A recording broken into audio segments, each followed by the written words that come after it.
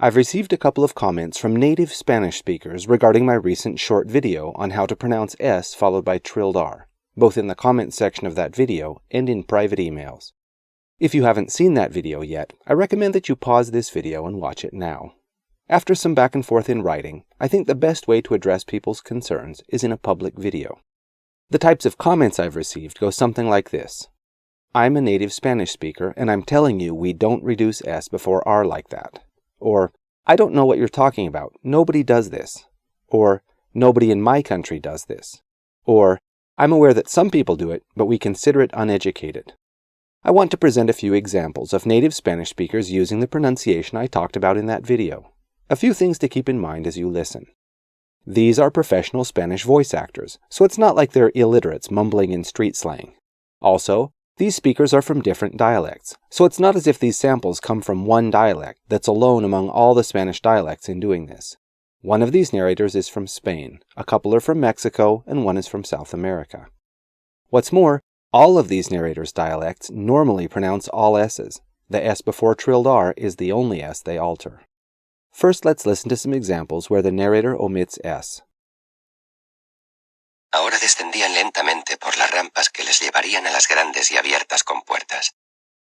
Ahora descendían lentamente por las rampas que les llevarían a las grandes y abiertas compuertas.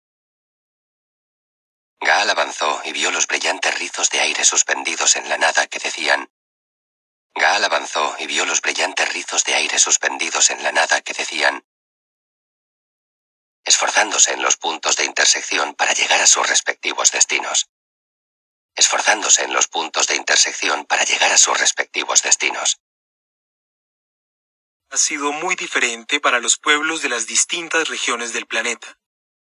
Ha sido muy diferente para los pueblos de las distintas regiones del planeta. Y otras han seguido albergando sociedades de cazadores-recolectores equipados con útiles de piedra. Y otras han seguido albergando sociedades de cazadores-recolectores equipados con útiles de piedra. A las otras cosas mucho más raras que le sucedieron. A las otras cosas mucho más raras que le sucedieron. Sino también entre las razas inferiores. Sino también entre las razas inferiores. Los débiles rayos de luz sobre un rincón del piso que arrojaba la lámpara. Los débiles rayos de luz sobre un rincón del piso que arrojaba la lámpara. Entre los restos astillados de un abeto que había destruido en su caída. Entre los restos astillados de un abeto que había destruido en su caída. Las radiaciones calóricas lo contuvieron antes de que pudiera quemarse las manos.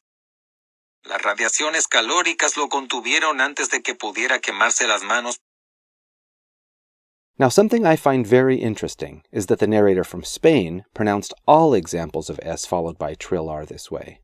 The Latin American narrators, on the other hand, switched back and forth between omitting S and assimilating R. I don't think this says anything about Spaniards in general not assimilating R. I just think this particular narrator has a preference for omitting S, and maybe only when reading in the style he used for this narration.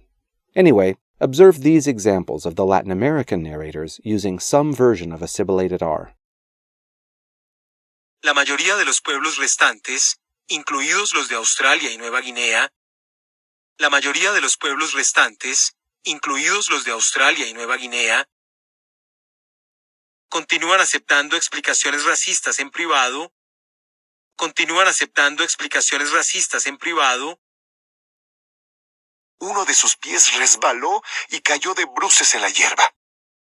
Uno de sus pies resbaló y cayó de bruces en la hierba. Nada excepto las raíces del viejo melocotonero. Nada excepto las raíces del viejo melocotonero. Creo que tienes razón. Creo que tienes razón. Debemos recordar la cruel destrucción. Debemos recordar la cruel destrucción. Alright, so I hope I've succeeded in convincing you that native Spanish speakers do resolve S followed by trilled R the way I demonstrated in my video. Okay, so here's a question. Why might some native Spanish speakers disagree that this is a legitimate way to resolve this sound combination? Well, I think there are a few reasons. One is that people often speak one way when they're speaking slowly and enunciating carefully, observing their own speech to see how they pronounce something. And they speak a different way when they're chatting casually with a friend and not paying attention to their own pronunciation. Another reason is that people are often taught in school that particular ways of speaking are correct, while others are incorrect, and as a result they develop strong opinions about how their language should be spoken. What's interesting is that there's sometimes a difference between how they feel the language should be spoken and the way they actually speak it. Regardless of the reason, some things are observably true. Speakers of various mainstream and prestigious dialects in Spain, Mexico, and South America do reduce S right before trilled R. They do it even when engaging in educated professional speech, such as when narrating audiobooks. And at least some of these people sometimes also resolve this consonant combination by assimilating R. Alright, that's all I have to say for now. Please like, comment, and subscribe.